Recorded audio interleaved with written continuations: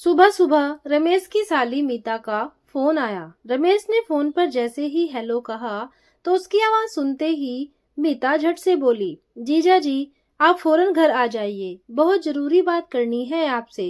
रमेश ने कारण जानना चाहा पर तब तक फोन कट चुका था। मीता का घर उनके घर से 15-20 कदम की दूरी पर ही था। रमेश को आज अपनी साली की आवाज कुछ घबराई हुई सी लग रही थी। अनहोनी की आशंका से वे किसी से बिना कुछ बोले फौरन उसके घर पहुंच गए। जब वे उसके घर पहुंचे तो देखा उन दोनों पति पत्नी के अलावा मीता का देवर भी बैठा हुआ था। रमेश के घर में दाखिल होते ही मीता ने घर का दरवाजा बंद कर दिया। यह स्थिति उनके लिए बड़ी अजीब सी थी। रमेश ने सवालिया नजरों से सबकी तरफ देखा और बोले, क्या बात है, ऐसी क्या बात हो गई जो इतनी सुबह सुबह बुलाया।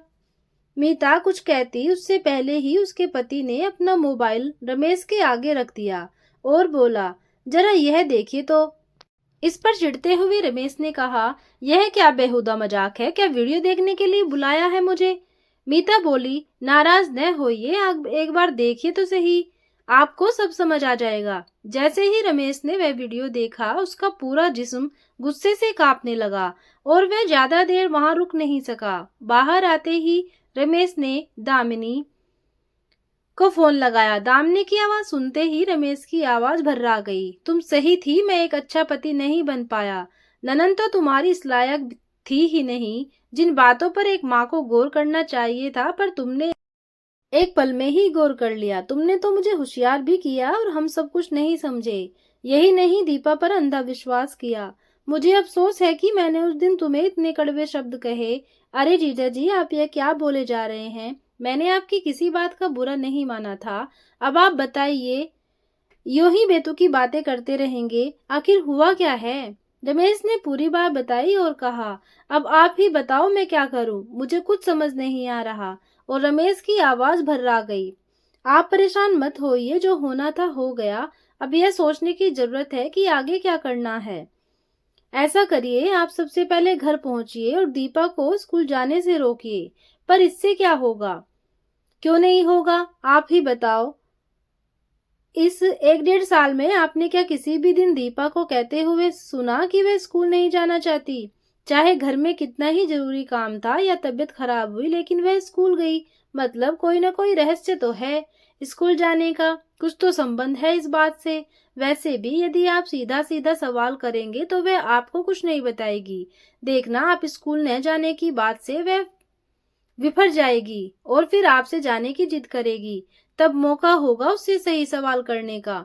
क्या आप मेरा साथ दोगी, आप आ सकती हो क्या उससे बात करने के लिए। रमेश ने पूछा, नहीं मेरे आने से कोई फायदा नहीं, दीदी को भी आप जानते हैं, उन्हें बिल्कुल अच्छा नहीं लगेगा इस बात के लिए मेरा बीच में पड़ना सही नहीं होगा। आप मीता को ही बुला लीजिए।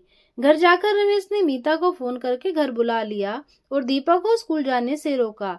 आज तुम स्कूल नहीं जाओगी। लेकिन उम्मीद के मुताबिक दीपा स्कूल जाने की जिद करने लगी। आज मेरा प्रैक्टिकल है, आज तो जाना जरूरी है। इस पर रमेश ने कहा, वह मैं तुम्हारे स्कूल में जाकर बात कर लूंगा। नहीं पापा, मैं रुक नहीं सकती आज, इट्स अर्जेंट। एक बार में सुनाई नहीं देता क्या आपको, कह दिया ना नहीं जाना। पर दीपा बार बार जिद करती रही। इस बात पर रमेश को गुस्सा आ गया और उन्होंने दीपा की गाल पर थप्पड़ रसीद कर दिया। हालांकि दीपा पर हाथ उठाकर वे मन ही मन दुखी हुए, क्योंकि उन्होंने आज तक दीपा पर हाथ नहीं उठाया था। वह उनकी लाडली बेटी थी। तब तक मीता अपने पति के साथ वहां पहुंच गई और स्थिति को संभालने के लिए दीपा को उसके कमरे में लेकर चली गई। वह दीपा से बोली, यह सब क्या चल रहा है दीपा, सच सच बता क्या है। यह सब फोटोज, यह एमएमएस। दीपा उन फोटोज और एमएमएस को देखकर चौंक गई। यह सब के शब्द उसके गले में ही अटकने लगे। उसे खुद नहीं पता था इस एमएमएस के बारे में। वह घबरा कर रोने लगी। इस पर मीता उसकी पीठ सहलाती हुई बोली, देख सब बात खुलकर बता, जो हो गया सो हो गया, अगर अब भी नहीं समझी तो बहुत देर हो जाएगी। हाँ, यह तूने सही नहीं किया, एक बार भी नहीं ख्याल आया तुझे अपने बूढ़े अम्मा बाबा का। यह कदम उठाने से पहले एक बार तो सोचा होता कि तेरे पापा को तुझसे कितना प्यार है। उनके विश्वास का खून कर दिया तूने। तेरी इस करतूत की सजा पता है तेरे भाई बहनों को भुगतनी पड़ेगी। तेरा क्या गया। अब दीपा पूरी तरह से टूट चुकी थी। मुझे माफ कर दो, मैंने जो भी किया अपने प्यार के लिए, उसको पाने के लिए किया। मुझे नहीं मालूम यह एमएमएस कैसे बना, किसने बनाया, सारी बात शुरू से बता। कुछ छुपाने की जरूरत नहीं, वरना हम कुछ नहीं कर पाएंगे। जिसे तू प्यार बोल रही है वह सिर्फ धोखा था, तेरे साथ, तेरे शरीर के साथ। बेवकूफ लड़की। दीपा सुबकते हुए बोली, राहुल घर के सामने ही रहता है, मैं उससे प्यार करती हूँ। हम लोग कई महीनों से मिल रहे थे, पर राहुल मुझे भाव ही नहीं देता था। उस पर कई और लड़कियां मरती हैं, और वे सब चटकारे ले लेकर बताती थी कि राहुल उनके लिए कैसे मरता है। बहुत जलन होती थी मुझे। मैं उससे अकेले में मिलने की जिद करती थी कि सिर्फ एक बार मिल लो, लेकिन छोटा शहर होने की वजह से मैं उससे खुलेआम मिलने से बचती थी। वहीं वह कहता था, मिल तो लूंगा, पर अकेले में कैंटीन में मिलना कोई मिलना थोड़ी होता है। एक दिन मम्मी पापा किसी काम से शहर से बाहर जा रहे थे, तो मौके का फायदा उठाकर मैंने राहुल को घर आकर मिलने को कह दिया, क्योंकि मुझे मालूम था कि वे लोग रात तक ही वापस आ पाएंगे। घर में सिर्फ दादी थी और बाबा तो शाम तक अपने ऑफिस में रहेंगे। दादी घुटनों की वजह से सीढ़ियां भी नहीं चढ़ सकती, तो इससे अच्छा मौका नहीं मिलेगा। आपको भी मालूम होगा कि हमारे घर के 2 दरवाजे हैं। बस क्या था, मैंने पीछे वाला दरवाजा खोल दिया। उस दरवाजे के खोलते ही छत पर बने कमरे में सीधा पहुंचा जा सकता है, और ऐसा ही हुआ। मौके का फायदा उठाकर राहुल कमरे में था, और मैंने दादी से कहा, अम्मा मैं ऊपर कमरे में काम कर रही हूँ, अगर मुझसे कोई काम हो तो आवाज लगा देना। इस पर उन्होंने कहा, कैसा काम कर रही है आज। तो मैंने कहा, अलमारी काफी उलट पुलट हो रही है, आज उसी को ठीक करूंगी। सब कुछ मेरी सोच के अनुसार चल रहा था। मुझे अच्छी तरह मालूम था कि अभी 3 घंटे तक कोई नौकर भी नहीं आने वाला। जब मैं कमरे में गई तो अंदर से कमरा बंद कर लिया और राहुल की तरफ देखकर मुस्कुराई। मुझे यकीन था कि राहुल खुश होगा, फिर भी पूछ बैठी, अब तो खुश होना। चलो, आज तुम्हारी सारी शिकायत दूर हो गई होगी। हमेशा मेरे प्यार पर उंगली उठाते थे, अब खुद ही सोचो, क्या ऐसी कोई जगह है यहाँ हम दोनों आराम से बैठकर घंटों बात कर सकते हैं। खैर, आज इतनी मुश्किल से मौका मिला है, तो आराम से जी भरकर बातें करते हैं। नहीं, मैं खुश नहीं हूँ। मैं क्या सिर्फ बातें करने के लिए इतना जोखिम उठाकर आया हूँ। बातें तो हम फोन पर भी कर लेते हैं। तुम तो अब भी मुझसे दूर हो। मुझे बहुत कुटा। औरतों के साथ तो वह जमकर था। मैंने कहा, फिर क्या चाहते हो। राहुल बोला, देखो मैं तुम्हारे लिए एक उपहार लाया हूँ, इसे अभी पहन कर दिखाओ। मैंने चौंक कर वह पैकेट लिया और खोलकर देखा। उसमें एक गाउन था। उसने कहा, इसे पहनो। पर मैंने हिचकिचाते हुए कहा, परवर कुछ नहीं, मना मत करना। उसने मुझ पर जोर डाला, अगर कोई आ गया तो। मैंने डरते हुए कहा, तो उसने कहा, तुमको मालूम है ऐसा कुछ नहीं होने वाला। अगर मेरा मन नहीं रख सकती हो तो मैं चला जाता हूँ, लेकिन फिर कभी मुझसे कोई बात या मिलने की कोशिश मत करना। वह गुस्से में बोला। मैं किसी भी हालत में उसे नाराज करना नहीं चाहती थी, इसलिए मैंने उसकी बात मान ली, और जैसे ही मैंने नाइटी पहनी, बोलते बोलते दीपा चुप हो गई और पैर के अंगूठे से जमीन कुरेदने लगी। आगे बता, क्या हुआ। चुप क्यों हो गई, बताते हुए शर्म आ रही है। पर तब यह सब करते हुए शर्म नहीं आई, मीता ने कहा। पर दीपा नीची निगाह किए बैठी रही। आगे बता रही है या तेरे पापा को बुलाऊं। अगर वे आए तो आज कुछ अनहोनी घट सकती है, मीता ने डांटते हुए कहा। पापा का नाम सुनते ही दीपा जोर जोर से रोने लगी। वह जानती थी कि आज उसके पापा के सिर पर खून सवार है। बता रही हूँ, सुबकते हुए बोली। जैसे ही मैंने नाइटी पहनी तो राहुल ने मुझे अपनी तरफ खींच लिया। मैंने घबराकर उसको धकेला और कहा, यह क्या कर रहे हो, यह सही नहीं है। इस पर उसने कहा, सही नहीं है, तुम कह रही हो। क्या इस तरह से बुलाना सही है। देखो, आज मुझे मत रोको। अगर तुमने मेरी बात नहीं मानी तो क्या, देखो मैं यह जहर खा लूंगा। और यह कहते हुए उसने जेब से एक पुड़िया निकाल कर इशारा किया। मैं डर गई कि कहीं यहीं इसे कुछ हो गया तो लेने के देने न पड़ जाए। और फिर उसने वह सब किया जो कहा था। उसकी बातों में आकर मैंने अपनी सारी सीमाएं लांघ चुकी थी, पर कहीं न कहीं मन में तसल्ली थी कि अब राहुल को मुझसे कोई शिकायत नहीं रही, पहले की तरह। फिर पूछा, राहुल अब तो खुश होना। नहीं, अभी मन नहीं भरा। यह एक सपना सा लग रहा है, कुछ यादें भी तो होनी चाहिए। उसने कुछ सोचते हुए कहा, यादें कैसी? मैंने सवालिया नजर डाली। अरे वही कि जब चाहूं तुम्हें देख सकूं। उससे राहुल ने मुस्कुराते हुए कहा, पता नहीं क्यों अपना सब कुछ लूट जाने के बाद भी मैं मूर्ख उसकी चालाकी को प्यार समझ रही थी। मैंने उसकी एक ख्वाहिश भी पूरा कर देनी चाहिए और पूछा, वह कैसे? ऐसा कहते हुए उसने अपनी जेब से मोबाइल निकालकर झट से मेरी एक फोटो ले ली। फिर मजा नहीं आ रहा कहते कहते एकदम से मेरा गाउन उतार फेंका और कुछ तस्वीरें जल्दी जल्दी खींच ली। यह सब इतना अचानक से हुआ कि मैं उसकी चाल नहीं समझ पाई। समय भी हो गया था और मम्मी पापा के आने से पहले सब कुछ पहले जैसा ठीक भी करना था। कुछ देर बाद राहुल वापस चला गया और नीचे आ गई मैं।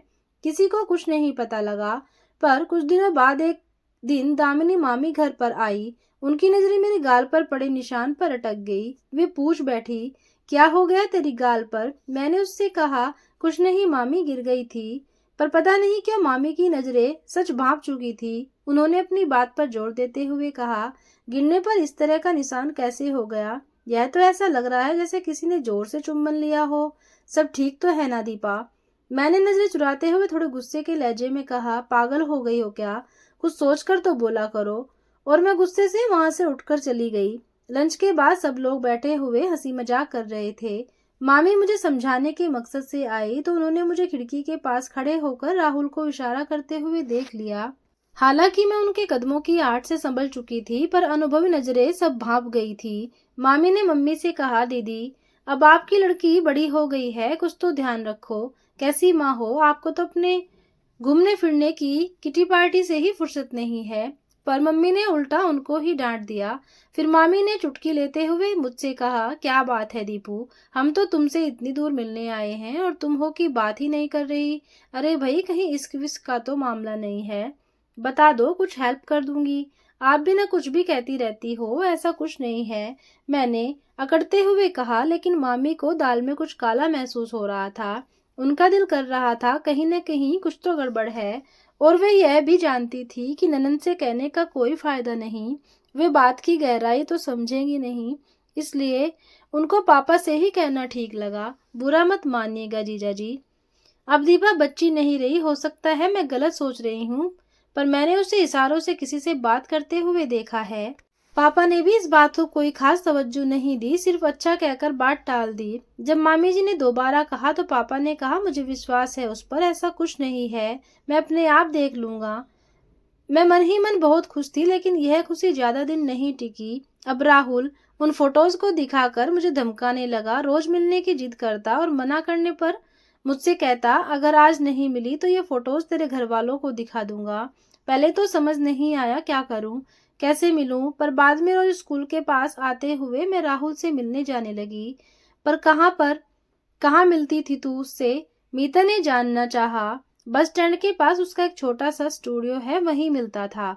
और मना करने के बाद भी मुझसे जबरदस्ती संबंध बनाता। एक बार तो गर्भ भी ठहर गया था। क्या तब भी घर में किसी को पता नहीं चला?